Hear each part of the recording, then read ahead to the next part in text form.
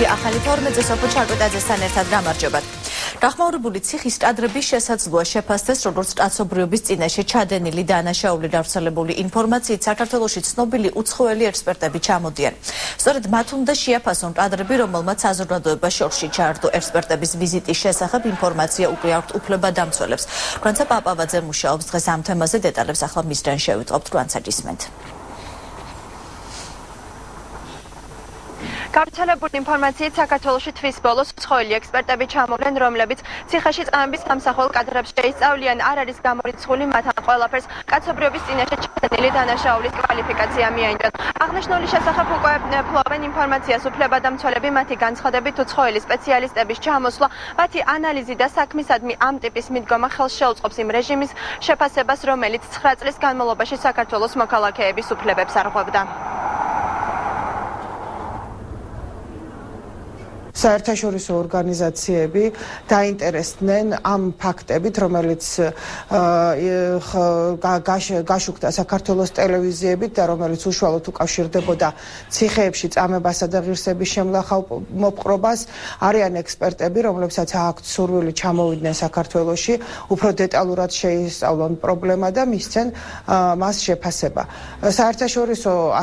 საერთაშორისო მიდგომა და სწორი ანალიზი ხელს შეუწყობს საქართველოში იმ რეჟიმის შეფასებასაც, რომელიც 9 წლის განმავლობაში არღვევდა საკუთარი მოქალაქეების უფლებებს.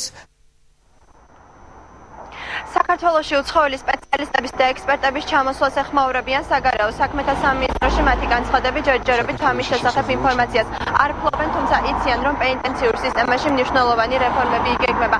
მათივე განცხადებით ისინი საერთაშორისო სპეციალისტებთან და ექსპერტებთან თანამშრომლობისთვის მზად არიან.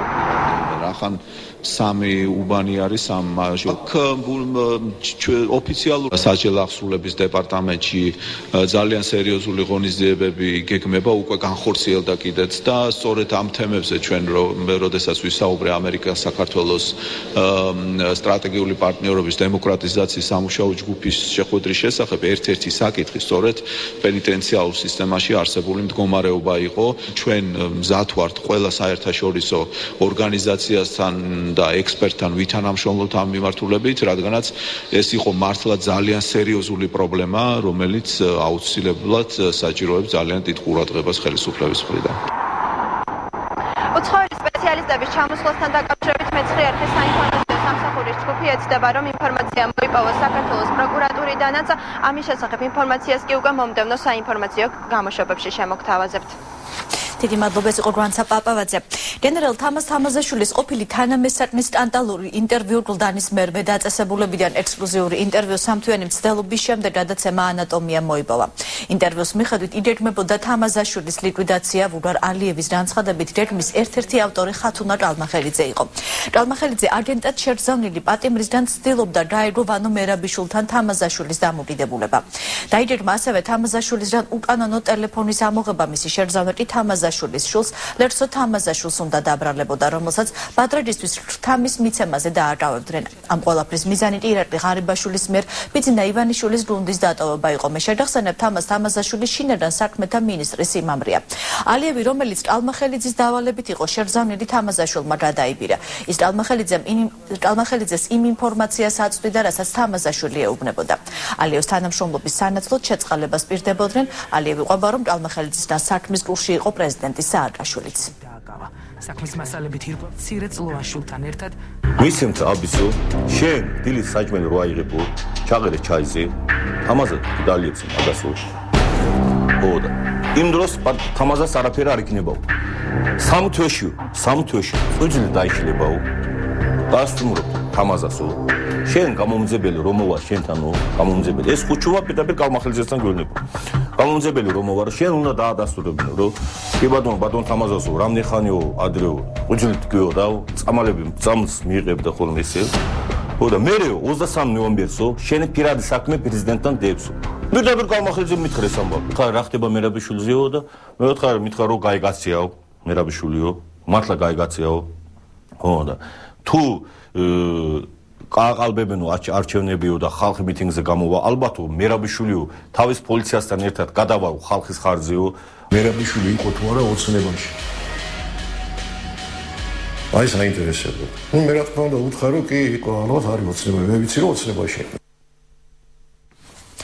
გაზეთი კვირის პალიტრა იუსტიციის მინისტრთან ინტერვიუს აქვეყნებს. თეა წოლუკიანის განცხადებით წინა ხელისუფლებამ აგვისტოს ომთან მიმართებაში ყველაზე ნაკლებად გამოიძია მიმართულება, სადაც მაღალჩინოსნების პასუხისმგებლობის საკითხი შეიძლებოდა დამდგარიყო.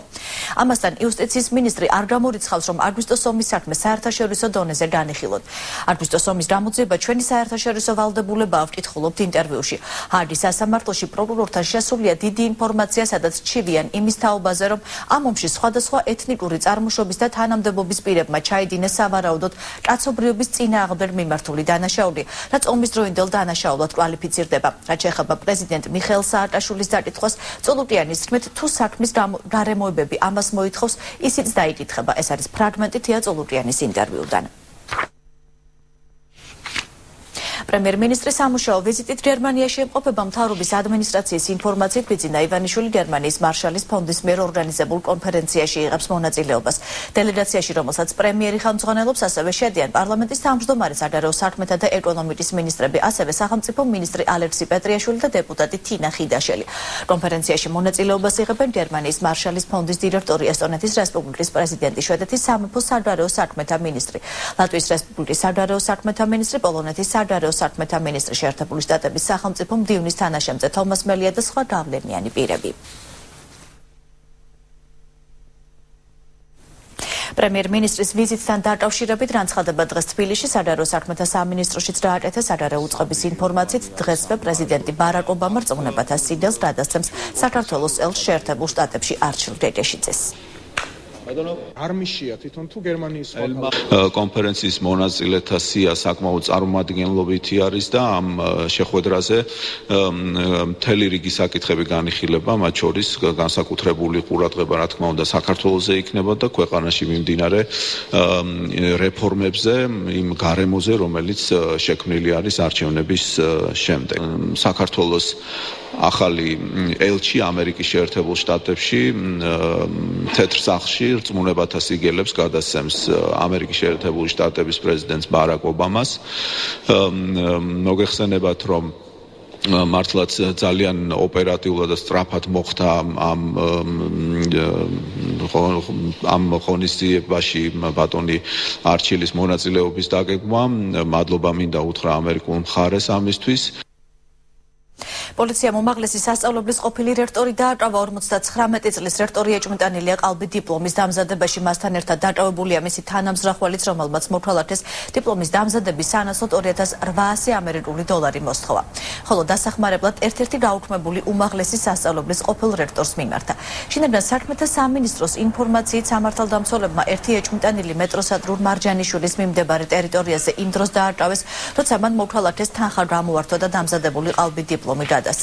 მეორე ეჭვმიტანილი კი ოდნავ მოგვიანებით დააკრავეს. ყოფილი რექტორის ბინის ჩხრეკისას პოლიციამ 19 შეუსებელი ყალბი დიპლომი აღმოაჩინა.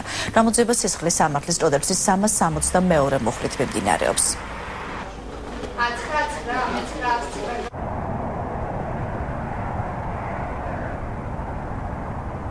ყალბის საბუთების დამზადება გასაღების ბრალდებით დაკავებული იქნა ორი პიროვნება, რომლებმაც მოქალაქეს 2800 დოლარის სანაცვლოდ ბიოტექნოლოგიის ინსტიტუტის ყალბი დიპლომი დაუმზადეს. მომხდარ ფაქტზე მიმდინარეობს გამოძიება საქართველოს სისხლის სამართლის კოდექსის 362 მუხლის პირველი ნაწილი.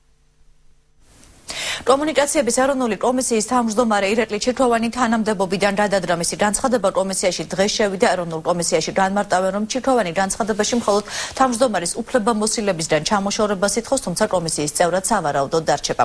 ხატია ყურაშვილის საზოგადოებასთან ურთიერთობის სამსახურის ხელმძღვანელი უპასუხებს ახლა ჩვენ შეკითხვებს. ხატია, მოგესალმებით. რატომ მიიღო ასეთი გადაწყვეტილება ირაკლი ჩიქოვანმა, თუ არის რაიმე ცნობილია განცხადებაში, თუ აღნიშნავს ამის შესახებ რამეს? ეს ჩემთვის ცნობილი ნამდვილად არ არის. უბრალოდ შემიძლია დაგიდასტუროთ, რომ კომისიაში შემოსულია ბატონი ირაკლი ჩიქოვანის ხელმოწერით ორი განცხადება. ერთი განცხადებით ის მიმართავს საქართველოს პრეზიდენტს და ითხოვს თავმჯდომარის მოვალეობიდან გათავისუფლებას, ხოლო მეორე განცხადებით მიმართავს კომისიის ერთ-ერთ წევრს ბატონ კარლო კვიტაიშვილს და სთხოვს ამ განცხადების პრეზიდენტის ადმინისტრაციაში გადაგზავნას. ვისი კანდიდატურა მოიაზრება სავარაუდოდ ამ პოსტზე, როგორც ცნობილია, ის იქნება კომისიის წევრებიდან ერთ-ერთი. ჩემთვის უცნობია, ვისი კანდიდატურა მოიაზრება, თუმცა შემიძლია ასევე დაგიდასტუროთ, რომ იმ შემთხვევაში თუ საქართველოს პრეზიდენტი დააკმაყოფილებს ბატონი ირაკლი ჩიქოვანის განცხადებას, უკვე დარჩენილი 4 წევრიდან ერთ-ერთს დააკისრებს თავმჯდომარის მოვალეობის შესრულებას. და სავარაუდოდ როდის შეიძლება გახდეს ცნობილი ამ ახალი გადაწყვეტილების შესახებ? ეს საკითხი ჩემთვის უცნობია. დიდი მადლობა, ხატია ყურაშვილი, საზრდოობასთან ურთიერთობის სამსახურის ხელმძღვანელი პასუხობდა ჩვენს შეკითხვებს. მე შეგახსენებთ, კომუნიკაციების ეროვნული კომისიის თავმჯდომარემ ირაკლი ჩიქოვანმა თანამდებობა დატოვა. დღეს ცნობილი გახდება აღადგენენ თუ არა გიორგი ბარათაშვილს საზოგადოებრივი მაუწყებლის გენერალური დირექტორის თანამდებობაზე. სასამართლო გადაწყვეტილებას 2 საათზე გამოაცხადებს. როგორც ბარათაშვილის ადვოკატი ნათია კაპანაძე ამბობს, საქმეზე წარდგენილი თითოეული მტკიცებულება ადასტურებს, რომ ადგილი ჰქონდა ყოფილი დირექტორის უფლებების დარღვევა. შეგახსენებთ, გიორგი ბარათაშვილმა თანამდებობა საზოგადოებრივი მაუწყებლის სამეურვეო საბჭოს გადაწყვეტილებით დატოვა. ყოფილი გენერალური დირექტორი გადაყენების აქტის ბათილად ცნობას, სამსახურში აღდგენას და იმ თანხის მიღებას მოითხოვს, რასაც ის ამ პერიოდში ხელფასის სახით მიიღებდა. კონკრეტული მინიშნებების, კონკრეტული მტკიცებულებების შესწავლის შედეგ, რა თქმა უნდა, გვაქვს მოლოდინი, რომ საქალაქო სასამართლო გაიზიარებს მოსარჩელი მხარის პოზიციას და დააკმაყოფილებს გიორგი ბარათაშვილის მოთხოვნებს. რა თქმა უნდა, ყველაზე მნიშვნელოვანი ამ შემთხვევაში არის სასამართლო გადაწყვეტილების გაცნობა, რომლის შედეგად ჩვენ გვექნება შესაძლებლობა დაუშვათ განსაზღვროთ არის თუ არა ეს აქტი მისაღები, სასამართლოს გადაწყვეტილება არის თუ არა მხარისთვის მისაღები და თუ არ იქნება მისაღები, რა თქმა უნდა, მხარე იფიქრებს იმაზე, გაასაჭიროს აღნიშნული აქტი. დღეს საქალაქო სასამართლოში ბაჩუ ახალაიას კიდევ ერთი პროცესი გაიმართება წინა სასამართლოს ხდომაზე დაცვის მხარის საქმეში არსებულ მტკიცებულებებს წარადგენს და მოსამართლეს მისი დასაშვებობის შუამდრომლობით მიმართავს. ბრალდება ბაჩანა ახალაია შინაგან საქმეთა მინისტრობის პერიოდს ეხება. გამოძიება ყოფილ მაღალჩინოსანს და მასთან ერთად ბრალდებულ სამინისტროს ყოფილ თანამშრომლებს 7 პოლიციელის წამებასა და არაადამიანურ მოპყრობას ედავება. ბრალდების მხარის ინფორმაციით განსასჯელები სამინისტროს თანამშრომლებს პოლიტიკური ნიშნით გაუსწორდნენ. პროცესი საქალაქო სასამართლოში 2 საათზე დაიწყება და მას თავად ბაჩუ ახალაიაც დაესწრება. ესე იგი, უხეშად რო ვთქვა და არის ეს პროტესტი, ერთჯერადი პროტესტი იყო, ეგა პროტესტი კი არ ისა ბათუმის საერთაშორისო კონფერენციას მასპინძლობს ბიომრავალფეროვნება ევროპაში სასტუმრო რედისონში მიმდინარეობს. კონფერენცია გარემოს დაცვის მინისტრმა ხათუნა გოგოლაძემ, აჭარის მთავრობის თავმჯდომარე არჩილ ხაბაძემ, გაეროს გარემოს დაცვითი პროგრამის ევროპის ოფისის დირექტორმა იან დუსიკმა და შვეიცარიის ელჩმა საქართველოში გუნდერ ბეხლერმა გახსნეს. კონფერენცია ბიოლოგიური და ლანდშაფტური მრავალფეროვნების შესახებ პანევროპული სტრატეგიის ფარგლებში იმართება. ღონისძიებას ევროპის ქვეყნებისა და საერთაშორისო ორგანიზაციების 120-ზე მეტი წარმომადგენელი ესწრება. ღონისძიება გარემოს დაცვის სამინისტროს და გაეროს გარემოს დაცვითი პროგრამის ორგანიზებით ხორციელდება და 18 აპრილამდე გაგრძელდება. კონფერენციაში მონაწილეობას ღებულობს დაახლოებით 120 დელეგატი 30 ქვეყნიდან. საკმაოდ მაღალი ეს არის სამთავრობო კონფერენცია, წარმოდგენილი არიან სხვადასხვა ქვეყნების მთავრობის წარმომადგენლები. მიზანი კი გახლავთ ევროპის რეგიონში ბიომრავალფეროვნებასთან დაკავშირებულ საკითხებზე მსჯელობა, სტრატეგიის განხილვა, სამომავლო ქმედებების დაგეგმვა, რათა ამ საკითხისკენ ბიომრავალფეროვნების დეგრადაციის შეჩერების ღონისძიებები იქნეს შემუშავებული. საქართველო ძალიან მნიშვნელოვანი ქვეყანაა ეკოლოგიური განვითარების თვალსაზრისით. თამამად შემიძლია ვთქვა, რომ საქართველო ერთ-ერთი ყველაზე მდიდარი ქვეყანაა ბუნებრივი რესურსებით. ამ დროს ეს იყო ახალი ამბებით ეთერში პირველზე ბრუნდებით. დაგვალობთ.